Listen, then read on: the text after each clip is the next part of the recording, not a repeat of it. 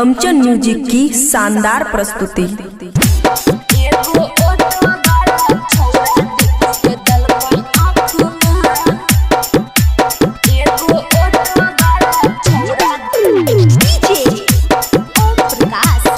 खुशी recording studio बलुआहा।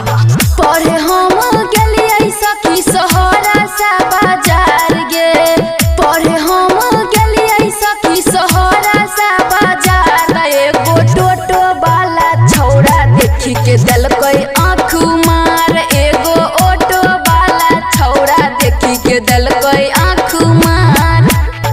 होई गेलै ओकरा तो हमारे से प्यार गे, होई गेलै ओकरा तो हमारे से प्यार। त एगो टोटो वाला छौड़ा देखी के देलकै आँख मार, एगो ऑटो वाला छौड़ा देखी के देलकै आँख मार।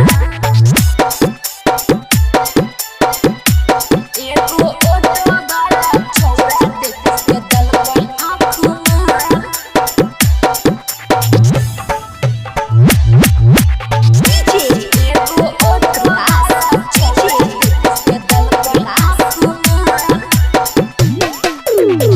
करके इशारा छौड़ा पास में बोलैला कइगे, हतबा पकड़ी अगला सीट पर बैठैला कइगे।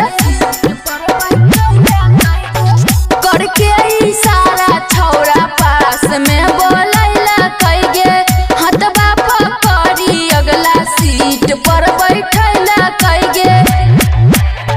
देलकै घुमाई हमरा सहरा सा बाजार गे, देलकै घुमाई हमरा सहरा सा बाजार। त एगो ऑटो वाला छौड़ा देखी के देलकै आँख मार, एगो टोटो वाला छौड़ा देखी के देलकै आँख मार। एगो टोटो वाला छौड़ा देखी के देलकै आँख मार।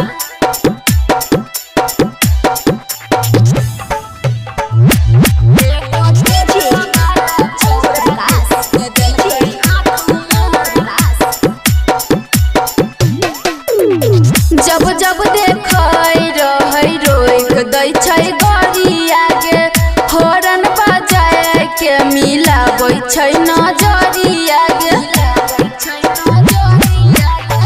जब जब देखै रहै रोक दै छै गाड़ी आगे, हॉर्न बजाए के मिलाबै छै नजरिया गे। रानिया समृद्धि से करै छै नैना चार गे, खुशिया समृद्धि से करै है नैना चार। त एगो ऑटो वाला छौड़ा देखी के देलकै आँख मार, एगो टोटो वाला छौड़ा देखी के देलकै आँख मार। खुशी रिकॉर्डिंग स्टूडियो बलुआहा।